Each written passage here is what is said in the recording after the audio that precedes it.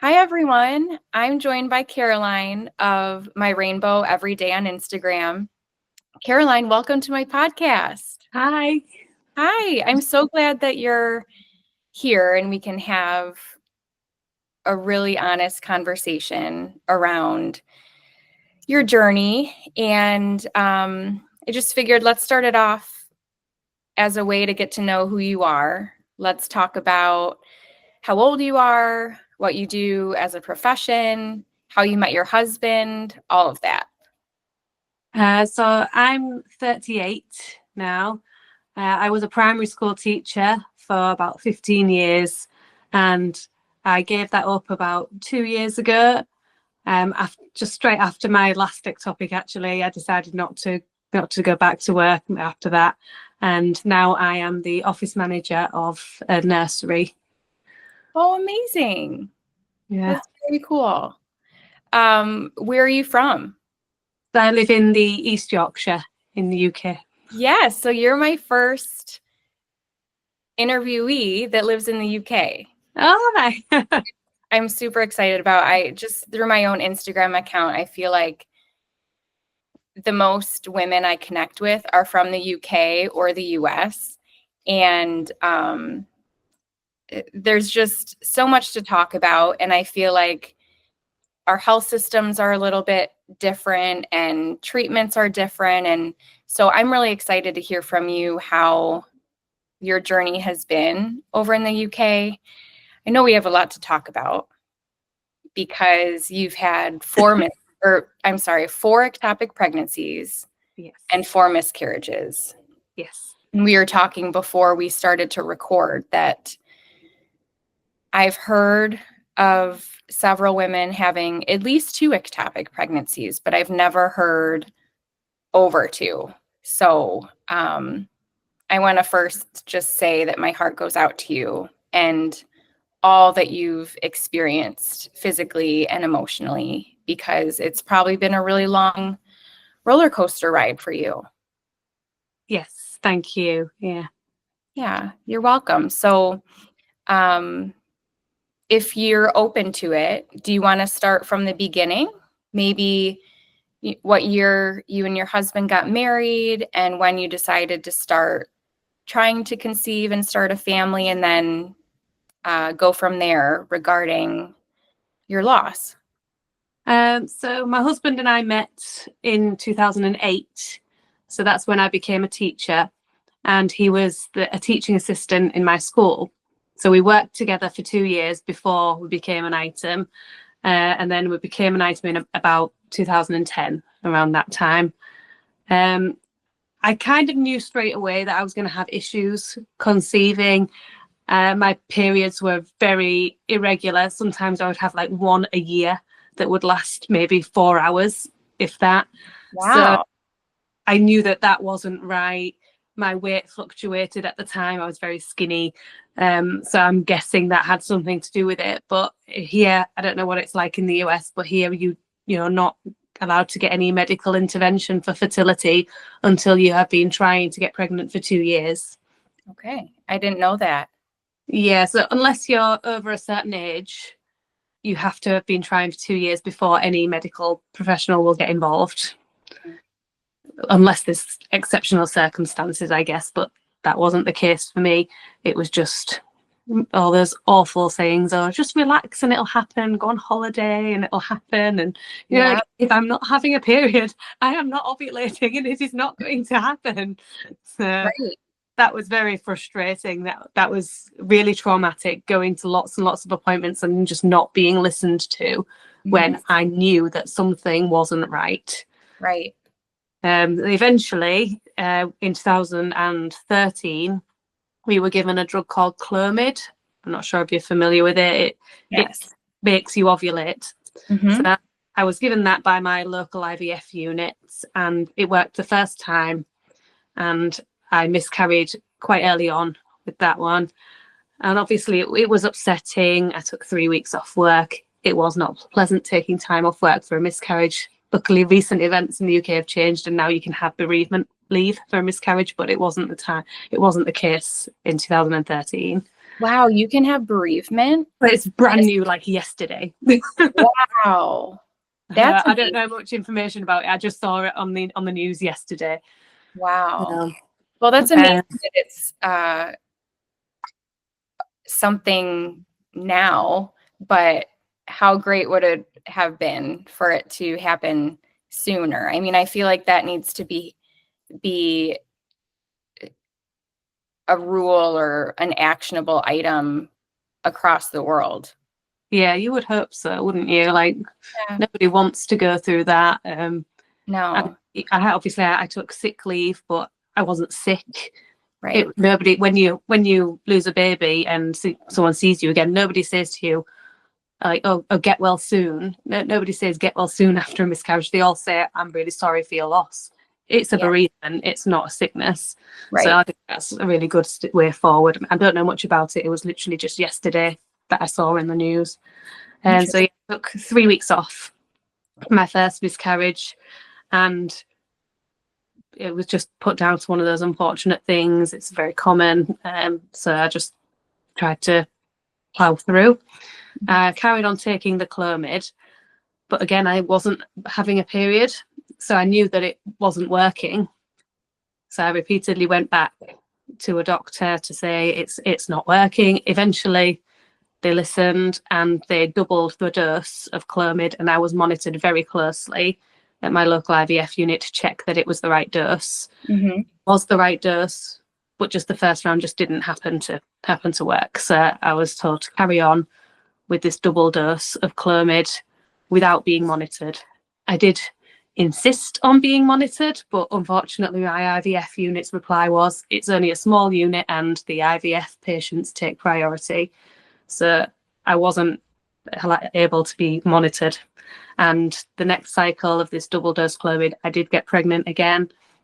And I went for my first scan and they found 6. So 6 sacs, 6 babies. It was all very confusing. Yeah. Obviously I'd been overstimulated and I just had to wait for them to die, each of them to die, and then have surgery to remove them. And there was talk of it could have been a molar pregnancy. It wasn't.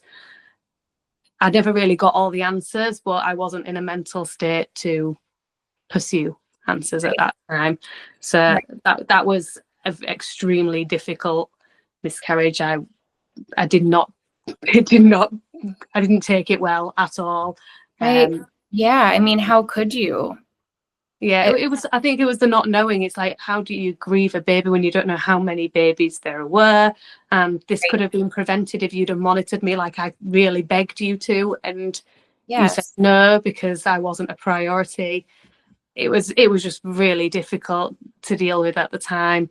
Um, we'd moved house because we sold our apartment while I was pregnant, thinking the apartment's not suitable for a baby. So we moved house in the middle of it, all this miscarriage of thinking, why have I got this house and I haven't got my baby? So we got Right. a puppy. Oh so no. we've got Flynn. He's just sleeping next to me. He's 10 now. Aw. So he helped me get through that one. Um, It's and crazy then how I just wanted to touch really quickly on the fact that you moved because you found out you were pregnant and thought, well, we don't have room here, so we need to move and get a new house. And it's crazy how quickly you start to make a plan in place once you find out you're pregnant, yeah, whether it's early or whether it's second trimester or whatever. But we also did a couple things early on prior to even finding out that we were losing the baby that we probably could have waited on, but it's one of those things where it's almost triggering after the fact. yeah, yeah. Yeah, we like it was hard being in this house without a baby. Like we had a spare room that you don't want to put anything in, and you Yeah. don't want to walk past the door. So that was really hard. Mhm. And then after that had calmed down, we went back to my IVF unit, and they decided that Clomid wasn't for me anymore. They said, this is clearly not working for you. It's not the right thing for you. So we'll move straight to IVF. I know you will know in England we have our National Health Service, which means all our healthcare is free. But unfortunately, me and my husband were not entitled to any fertility treatment for free because my husband was a dad when I met him. Okay. So when you're a stepmom, you're not entitled to free fertility treatment. Okay. So Interesting. yeah, that was very hard to deal with too. Yeah, I imagine. So obviously we'd spent all this money on the house and then we had to spend our money on IVF. The first round of IVF failed, nothing terrible. It was just didn't happen to work. And it's only about a 30% chance that it works anyway. So the first round failed. The second round was my first ectopic. Okay. So I wasn't even aware that you could have an ectopic pregnancy through IVF. I thought they put it back in the place that it should be. Right. But apparently, if you have IVF, your chances of having an ectopic are actually higher. Really? Yeah. Do you know why that is, or what your doctor said to that? It's like a very basic answer. So my understanding from what the doctor told me was that they put it back right in the middle, Mm-hmm. and for 2 or 3 days it floats about and finds the place it wants to be. Yeah. Okay. So they were like, they do put it back in the right place, but it just chooses where it's going to go. Mm-hmm. So that was very hard, knowing that you paid all this money, thousands and thousands of pounds to have an ectopic pregnancy. Right. I chose not to have my tube removed. I said I don't want anything happening to me that will reduce my chances of having a baby even further than they already are. Mm-hmm. So the methotrexate. So that was an ectopic in my left side, and I had 1 dose of methotrexate for that one. Okay. And I believe that one was on Christmas Eve. I had to go on Christmas Eve, and it's right next door to the sonography department. So obviously all the pregnant women are there, and with it being Christmas Eve, the sonography department was closed because it was about 8 p.m. on Christmas Eve. So all of the ladies who were like huge were in the same room, waiting room as me and my husband, and 2 women in particular who were ready to pop also had other children with them. And they were talking about how exciting it was that Santa might bring them a baby brother or a baby sister for Christmas. And I'm sat there like, I do not want to hear this. This is not what I want to hear. And I remember I was crying, and the nurse walked past and was like, "Oh, what's the matter?" And I said quite loudly, "I am sat here losing my baby again, and I have to listen to these 2 lovely families talking about their babies that are imminent and the children that they already have, about Santa coming and how wonderful family life is. And I'm probably never going to have that. I don't want to sit here and listen to this." I'm so sorry, Caroline. They were quite shocked, actually, that I said that. So we can't shield you from every pregnant woman. And I was like, I'm not saying you shield me on the streets for every pregnant woman, but while I'm in the thick of it right here, right now. They said that to you? Yeah, we can't shield you from every pregnant woman that you come across. I've heard this far too many times regarding women going in to get treatment and having to sit in the baby unit lobby, surrounded by pregnant women. It really isn't right, and I don't know how to figure out how to change that, because it happens far too often to way too many women to put them in that triggering situation. Yeah, well, I have heard that my local hospital has had plans approved for a separate entrance and exit for ladies who are going through a miscarriage or ectopic or something similar, so that they're able to not have to walk through where all the other happily pregnant people are. So obviously that's going to take time, but I did hear that the plans have been approved to try and fix it. So that's good. Yeah. It's just a few years too late for me. Right. It's far too late. These things should have happened years ago, and it should be blatantly obvious, really, shouldn't it? Yes. I mean, I understand that in today's world, more women are coming forward with their pregnancy loss stories, which is amazing. And I feel like it's shifting our society, but we need to make a change. And I love that your local hospital is making that change. And hopefully in the US, we can start to figure those sorts of things out. Yeah, hopefully. I mean, it should be very, very obvious to anybody that although both happily pregnant women and women going through a loss do need the same kind of scans and the same type of doctor, that it should not be in the same room. You shouldn't have to wait in the same room for that. It should be blatantly obvious. Mm-hmm. So my next pregnancy after that one, which was also another ectopic, that was again through Clomid. Okay.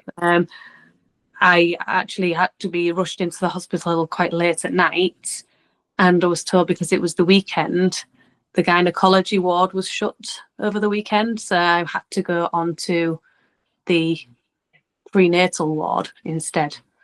Oh no. They were like, so you are going to hear women obviously in either in labour or with their babies who have just been born. And I was like, well, I'm going to go home then.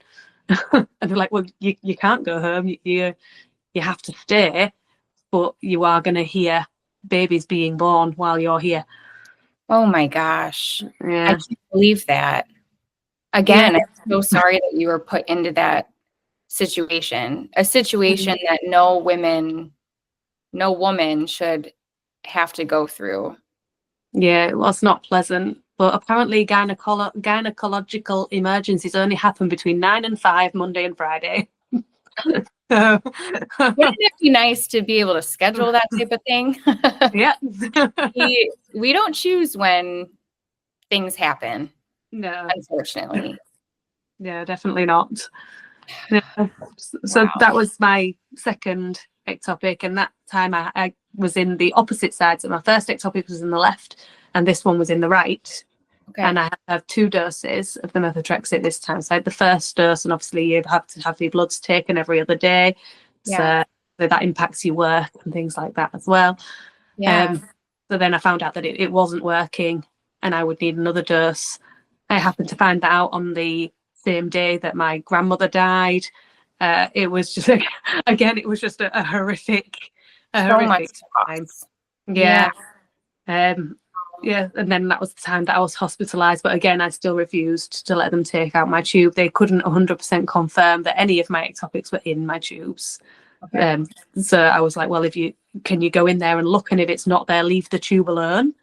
And Yeah. they said, no, we can go in there, take the tube out, and then look in the tube in the lab, but then we can't put it back again. So I was like, well, then no, you're not going to take it. So I was like, as many doses of methotrexate that it takes, you are not taking out my tube. I've had ectopics in both sides. I get that there's a risk of repeating ectopics because of the scarring and whatnot, but when you've had it in both sides, it's like, well, you can't take out them both because I'm having IVF and that's not working either. So Right. I wasn't ready to have no hope other than IVF. Especially when we have to pay for the IVF as well. Right. You mentioned the blood work following methotrexate. How was that experience for you? I'm not good with needles. For someone who's had quite a lot of IVF, I wouldn't say it's necessarily a needle phobia, but I am not good with needles. So there was a specific lady in the unit that would take my blood for me, knowing how bad I was, and they did find it difficult taking blood, but it was what it was. I've had blood tests for other things as well. Like the actual act of the blood test was fine. It was just the inconvenience of having to go every other day and again sit in the ward with all the happily pregnant women. I recall there was one time Black Friday was coming up, and it was on the radio that a mother care store was having a Black Friday sale, and I wasn't really listening. I could obviously just hear it, and a lady sat opposite me. We was only us two in the room at that time. Looked at me, she went, "Oh, I think I'm going to go there straight from here." And I went, "Oh, right, okay, that's nice." And she was like, "Yeah, are you excited?" And I went, "What, for Black Friday?" And she was like, "No, for your baby." And I was like, "No, I'm having another loss. This is like my 4th one, so no, no, I'm not excited. And she was like, oh, all right. I said, well, yeah, I've got to be honest, like, it's not very nice sitting in here with people who are having a happy pregnancy year after year after year. Yeah. When I'm losing them. So I'm glad that you're excited, but no, I'm not. I really appreciate you being honest and sharing that very real and raw response, because that just moves the needle towards normalizing the fact that those sorts of comments are wrong. You Yeah, never know what someone in the seat across from you is going through, whether it's, absolutely. in a pregnancy ward or, at a restaurant. You just never know the battles that people are fighting internally. And so many people don't think before they speak, or just No. aren't educated on what to say and what not to say. I know, I did feel really bad. I feel like the more losses I've had, the less nice I am. Well, She was quite a young lady, and I just thought, oh, and afterwards I thought, oh, bless her. well, it's understandable. It's especially with your hormones being where they're at, and there's a lot to feel. And when something like that instance happens, it's very triggering, and it's easy to lash out. Yeah, I mean, I was friendly about it, and we talked about other nonsense afterwards, but it was just like, are you excited? No, I'm not actually. Aw. Yeah, that was in about 2016. That was my second ectopic, and then these were all through Clomid again, and letrozole, which is a similar drug to Clomid. And then later on in 2016, I had another miscarriage. Sounds very strange, but a very standard miscarriage. Okay. And then in 2017, I had my third ectopic pregnancy, again through Clomid. And for this one, I refused all treatment. I was in a mental state where I was just like, I don't care anymore. I'm not having anything. Obviously, it did not go down well with my husband. Mm-hmm. But I was just like, no, I've had enough. And my HCG levels were quite low. Okay. So I just thought, I'm just going to see what happens. I'm just going to wait this out and see what happens. And I don't know about other ladies, but I found waiting 3 months after your methotrexate before you can try again, I found that excruciating. Even 1 month, it would just last decades in my mind. Yes. So I was like, I am not having more methotrexate to go through 3 more months of hell before I can even have hope to try again. Mm-hmm. So it was just a massive no. I didn't have to think about it. It was just no. And again, I went for the blood test every other day until my HCG levels eventually went down to 0 by themselves. I think it took about 6 or 7 weeks, but they went down by themselves. Yeah. Those 3 months were, like you said, hell. They were terrible. And aside from just the waiting game, but methotrexate is such a powerful drug. And I mean, I really struggled mentally. I just wasn't the same person. My husband had brought that up on several occasions, that I was just angrier. I was more moody. I didn't have energy to do anything. I was put into a depression just like many other women. And those 3 months felt like 6 months. It dragged and dragged and dragged. I remember one time I had to wait for like my smear test. Yeah. And it was just like, just wait 1 month for your smear test. Your appointment's not for another 3 weeks or something. And I was like, that 1 month, I remember crying at work. Like, I've got a month where I can't actually do anything. And even 1 month just felt awful. Mm-hmm. Something as simple as just going for my routine smear test. Yeah. Wow. Yeah, it's true. But when you want to grow your family so bad, you don't want to hear to wait a month. You don't want to hear to wait 3 months. It's all you can think about that entire time. And then you have like friends and family trying to help, but saying things like, "Oh, it'll do you the world of good just to have a break from it." And you're like, "What?" No. What? Do you think just because I'm not actually taking medication or tracking ovulation or temping every day or whatever, that I'm not going to be thinking about it every moment of every day? It's actually worse because I can't do anything. At least when you can do something, you feel a little bit better. You feel a little bit of control. But when there's nothing that you can do except just tick days off your calendar for months and months on end, it's just absolutely awful. Yeah. And I think a lot of people don't understand that. People just think, oh, you need a break from it. And you're like, there is no break. The break is when I've got that live baby in my arms. That's the break. The people who haven't gone through loss don't understand those feelings and how hard it is to actually do the quote unquote easy things that they are stating. Yeah. It's really difficult. So when you rejected treatment for your third ectopic, did you eventually hit below 5 HCGs naturally? Yes. So it took about 6 or 7 weeks. Wow. Yeah, it did happen naturally. And I don't know, I kind of knew, I just knew that it would that time. Like my HCG levels when I first went to the hospital were lower than they had been on the other ectopics.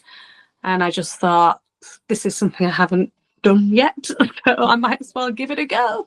Yeah. And they were very kind, and they're like, if you change your mind, you can come in at any point and we will give you the methotrexate that day.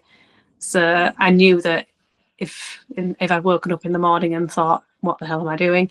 Or I was started bleeding or having pain, then I could have just gone in and they would have helped me. So I felt like it was the right thing to do, but I have to say my husband did not. I can imagine that your husband wasn't pleased about that, but you know your body and you know what's best.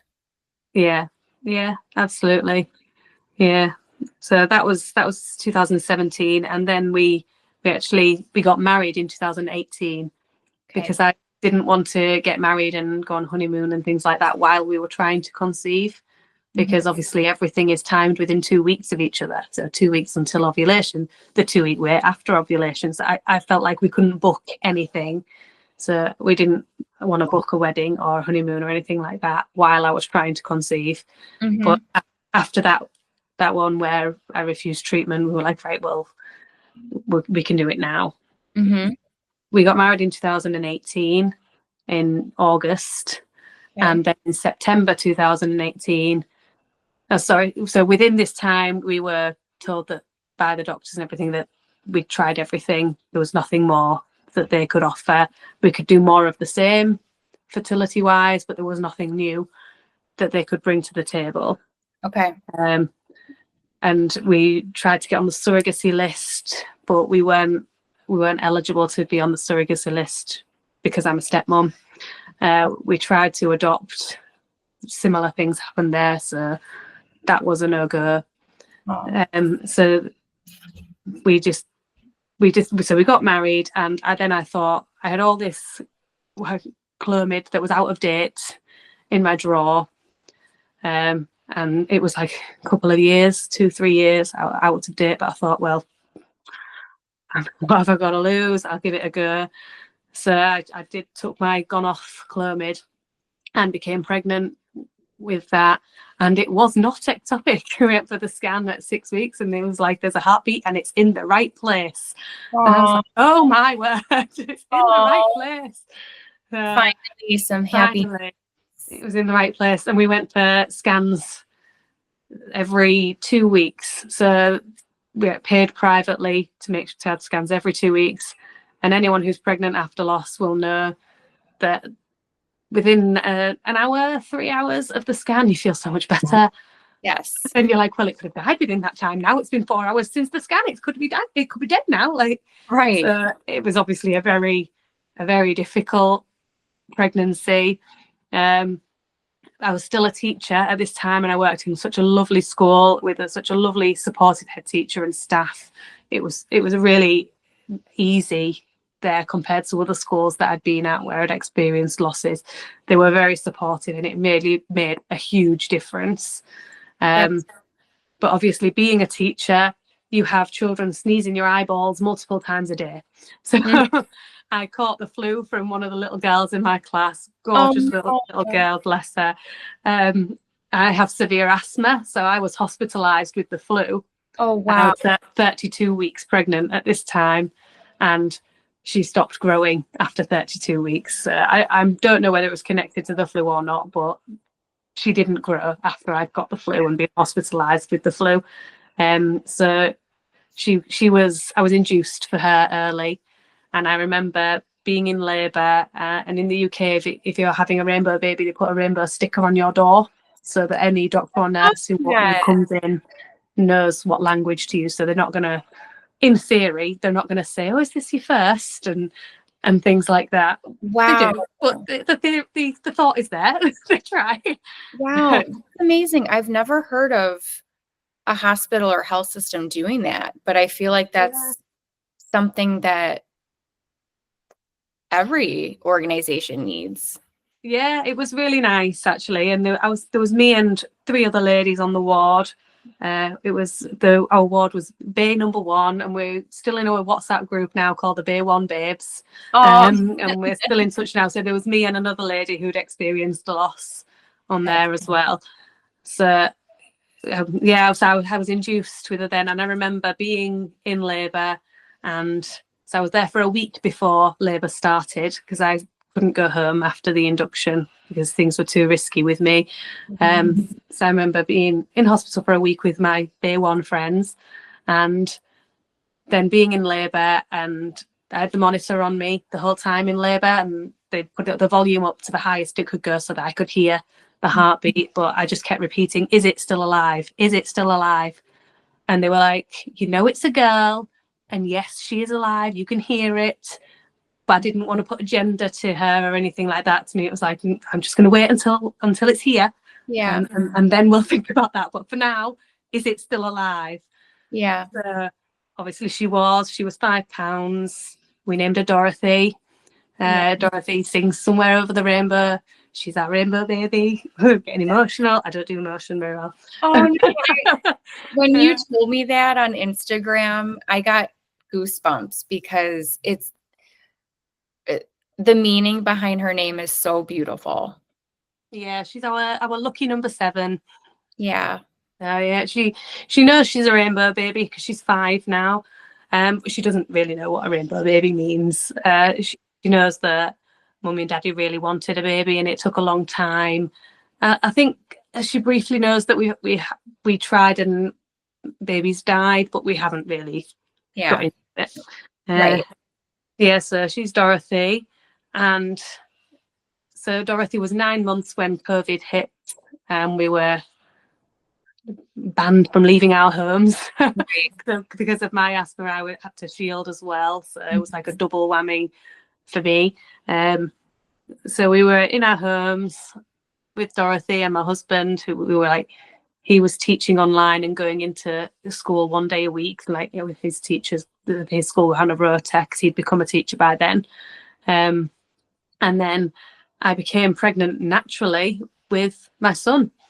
So I'd never been pregnant naturally before. I stopped breastfeeding Dorothy at about 11 months and became naturally pregnant with Nicholas, who is now 4. Amazing. So that's very bizarre to me because obviously I've never been naturally pregnant before. I have never been naturally pregnant since. So that was just a bit of a miracle for us, really. So Dorothy was a miracle because she survived and she wasn't ectopic, and Nicholas is a miracle because there was no medical intervention there at all. Right.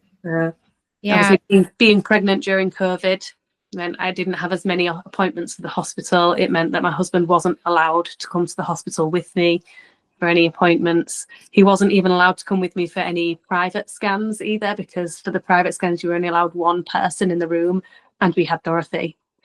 So and like she's asleep in a pram, please, do you have to count her as an extra Right. person? But no, Right. yeah, he wasn't allowed. They weren't Oh, allowed in the room.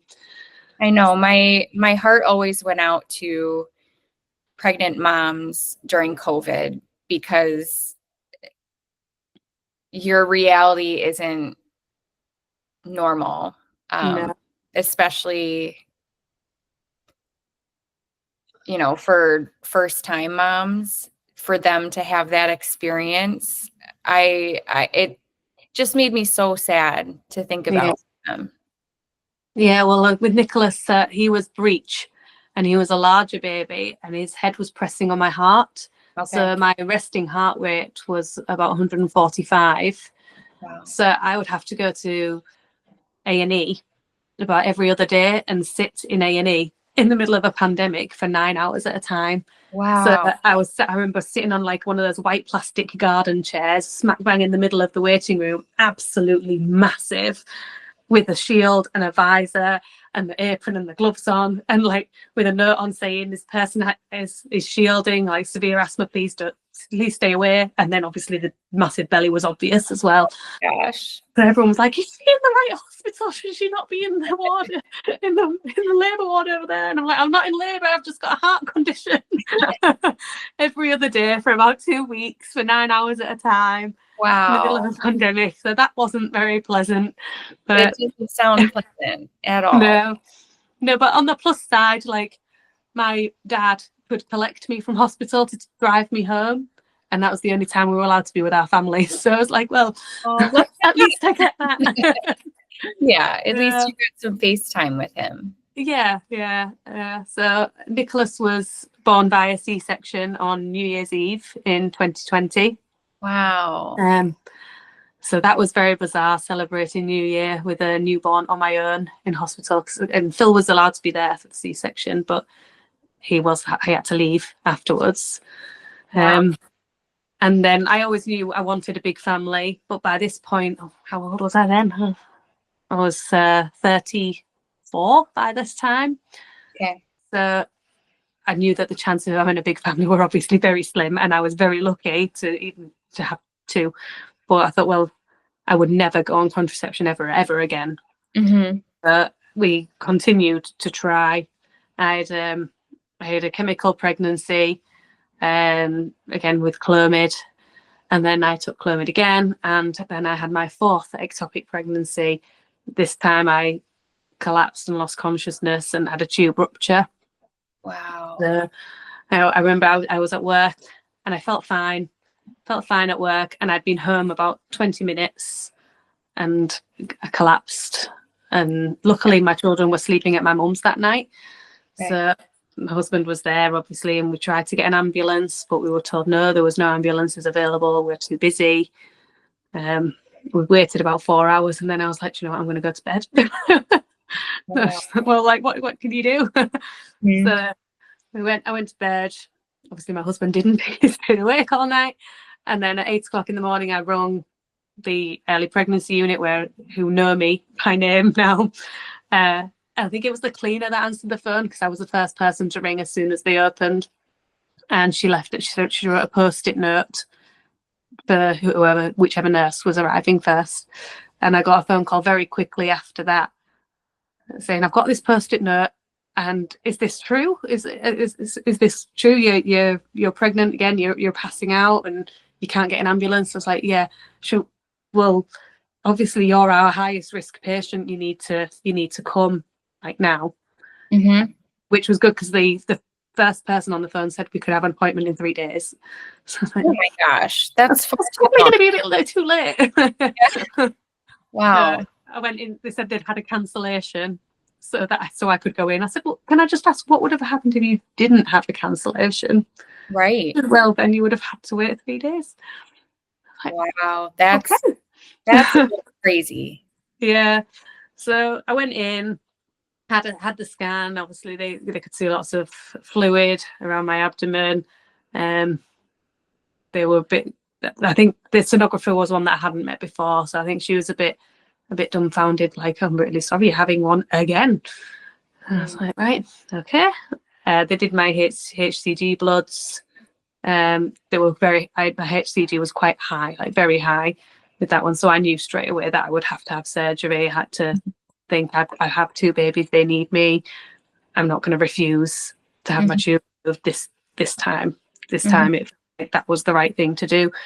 So I had the emergency surgery like it happened very quickly Yeah. to have my tube removed. Then How was recovery like for you with kids? it was my husband took time off. I think it happened to be in a school holiday actually, which worked out well. So my husband wasn't allowed in the hospital with me, not because of COVID, but because it was a gynecology ward and they don't allow men. Okay. So I had to go through that alone next to like I think an older lady who was having a hysterectomy, a young lady who I think was having an abortion, and another lady who was having severe morning sickness from her pregnancy. So there's four of us there for four very different reasons, but no men were allowed on the ward because of the nature of the ward, I guess. But it doesn't seem right when you're going through a loss, really, that you can't have your husband there with you. No, it doesn't seem right at all. You need that support system. Yeah, especially when you've had surgery and you can't really get up and about, and you just see the silly things like, oh, can you pass me my water? You have to press a button for a nurse to do, and you're like, I'm wasting your time. My husband could just be here to do that. That wasn't very nice. But at home, my husband looked after me well. My family didn't know. My outer family didn't know that I was pregnant before this happened. So they had different emotions. I think they were very concerned about me and they didn't want me to be trying to get pregnant again. They thought it was silly of me to try and get pregnant again, knowing the risks that I have. So they were quite cross with me in a way that I'd taken this risk. So that was difficult. But yeah, my husband looked after me. He went back to work and his mum, so my mother-in-law, came for the day to help me look after the two children. And we did things like went for a walk with the pram and I went for a walk with the dog just to see if I could do it with her hovering. That's good. That's good that you had support for the kids because that's a lot of pressure on you after going through something so traumatic. Yeah, I mean, Dorothy was in preschool at the time, so I think she was 3, so she was in preschool. And Nicholas was at home with me most of the time. But yeah, we all live very close to each other. We're all quite a close-knit family. That's good. So we all like took in turns to do things. My sister came round and cleaned and things like that. So that was nice. But since then, I've not been public about this. I've not. My family don't know, and it's not on Instagram. But I've had IVF. I had IVF twice last year. So I had it in June, and it failed, but left me with one frozen, which I'd never had any frozen before. So that was bizarre to me. So then in November, I had a frozen cycle, but unfortunately that failed as well. And then in December, we had a death in the family. And in January, we've had 2 other family members who've come up with quite severe health conditions. So since that one, we've not really approached trying again. We're not quite sure what we're going to do because we've got lots of other family things going on. Yeah. I'm so sorry for the failed IVFs last year and having to go through loss and then other health concerns with the family. That's a lot. That's a lot of emotional baggage. Yeah, but life happens, doesn't it? You just got to plow on, especially when you've got people who rely on you. Right. You've just got to try and get on with it. Yeah, it's true. Life continues to move, even though you may be stuck in your head about something. Yeah, it's hard, but I think the fact that you conceived Nicholas naturally, that is a miracle and a blessing. And I will be hopeful for you, Caroline, and your family, and who knows, maybe that could happen again. You just never know what life, Maybe, yeah. you know. I do know that my IVF journey is over. I'm not going to do that again. But we will never not be trying. Yeah, right. So, Right. Maybe there'll just be a surprise in your future. You never know. you never know. Absolutely. I'm really thankful that I have a support group near me Yeah, where I do have a group of women who have all been through loss and infertility as well, and we get together. So I'm really grateful for that group. It's called Chasing Rainbows, and there's so many women who owe their lives to Chasing Rainbows, really, because yeah, it's like you said before, it can delve you into a deep depression, all this loss, right. and we all need each other. We do. We all need each other.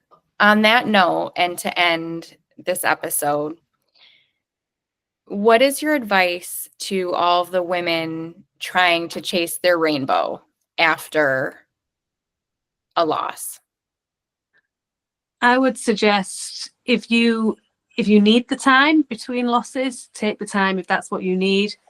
But if you don't need that time and there's nothing physically in your body that is saying that you need that time, don't take the time if you don't need it. If trying for a baby is the thing that's keeping you going and your body is able to do that, like you don't have methotrexate in your system or anything like that, then you go for it. And I would suggest knowledge is power.